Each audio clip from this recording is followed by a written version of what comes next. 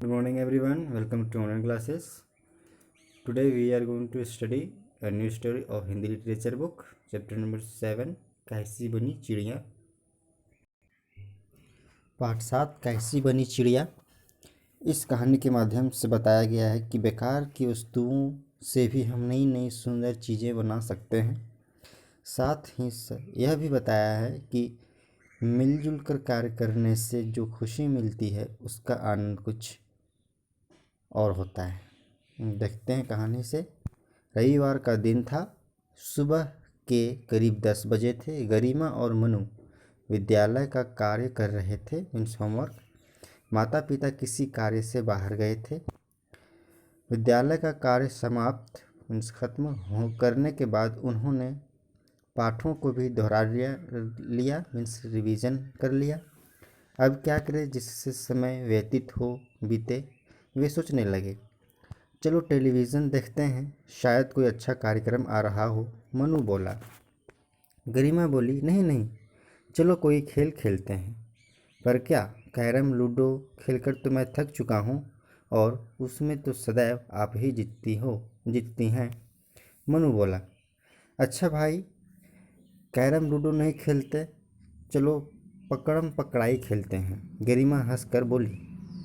हाँ यह ठीक है, हम अपने और दोस्तों को भी बुला लें, ज़्यादा मज़ा आएगा। नहीं, ज़्यादा लोग होने से शोर भी होगा और भागने कूदने से कुछ टूट गया तो मम्मी से डांट पड़ेगी, सो अलग। वे छत पर गए। वहाँ मुंडेर पर एक बिल्ली बैठी थी। मुंडेर 4 दीवारी छत के ऊपर होता है।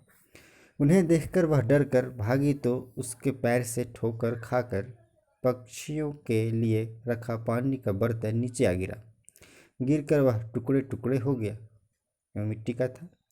टूटे बर्तन के टुकड़े देख गरिमा के मन में एक ख्याल आया। उसे बेकार की चीज़ों से नई चीज़ें बनाना अच्छा लगता था।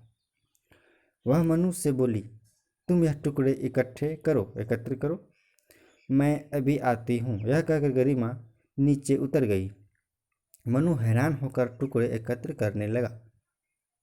थोड़ी देर बाद गरिमा आई। उसके हाथ में एक गत्ते का टुकड़ा और एक थैली थी। थैली में रंग बिरंगे मोती, सीपियाँ, तरह तरह की डोरियाँ, फेविकोल, रंगीन पेंसिलें और टूटी चूड़ियों के टुकड़े थे।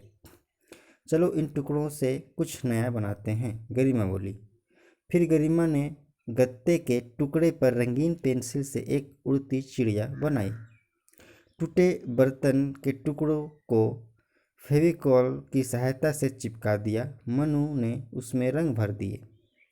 सूखने पर गरिमा और मनु ने मिलकर बीच बीच में मोती, सीपियाँ और चूड़ियों के टूटे टुकड़े लगाकर उसे सजा दिया। अरे वाह, यह तो रंग बिरंगी चिड़िया बन गई, मनु उछलते हुए बोला। उन्होंने घर के अंदर ड्राइंग रूम में मेज़ पर तस्वीर रखी। तभी घंटी बजी। Call bell.